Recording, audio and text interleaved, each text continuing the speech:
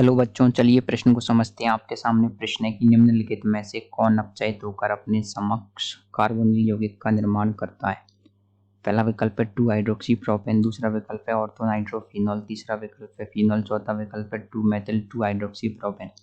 तो आपको बताना है दिए गए यौगिकों में से कौन अपचयित होकर अपने समकक्ष कार्बोनिल यौगिकों का निर्माण करता है। तो दिए गए प्रश्न की जो मुख्य अवधारणा ये है कि आपको पता होना चाहिए कि यहाँ पर कौन अपने समकक्ष कार्बोनिल यौगिकों का निर्माण करेगा। आपको क्या है, दिए गए यौगिकों में से कौन सा यौगिक कार्बोनिल यौगिक का निर्माण करेगा ये पता होना चाहिए। तो सबसे पहले आपको ये पता होना चाहिए कार्बोनिल यौगिक क्या होते हैं। ऐसे यौगिक जिसके अंदर क्या पाया जाए, एल्डिहाइड या फिर कीटोन समूह पाया जाता हो, सी डबल बॉन्ड समूह पाया जाता हो, वो कहलाते हैं आपके क्या कहलाते हैं, कार्बोनिल समूह कहलाते हैं। यहाँ पर आपके H हो सकता है या फिर R हो सकता है।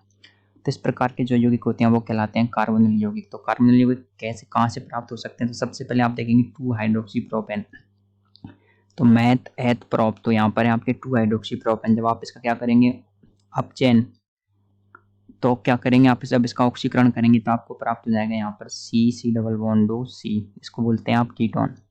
ये क्या होता है, आपके एक कार्बोनिल यौगिक होता है। दूसरा विकल्प देखेंगे आप, दूसरा है दूसरा विकल्प है आपके ऑर्थो नाइट्रोफिनॉल।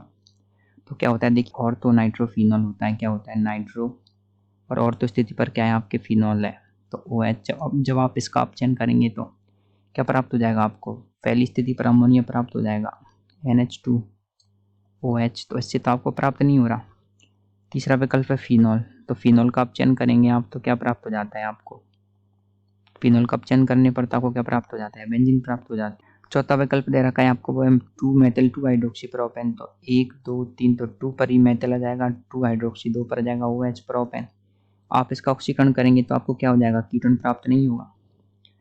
तो आप देख सकते हैं कि हमारे जो दिए गए विकल्प हैं उसमें से केवल आपका जो विकल्प एक है 2 हाइड्रोक्सी प्रोपेन का, जब ऑक्सीकरण करते हैं उसका उपचयन करते हैं तो हमको प्राप्त हो जाता है कीटोन, जो क्या होता है आपके एक कार्बोनिल यौगिक होता है। तो इस आधार पर हमारे दिए गए प्रश्न का जो उत्तर आएगा वो आएगा आपके 2 हाइड्रोक्सी प्रोपेन। तो हमारे दिए गए विकल्प का सही उत्तर आएगा विकल्प A। तो आशा करते हैं आपको प्रश्न का उत्तर समझ आया होगा। धन्यवाद।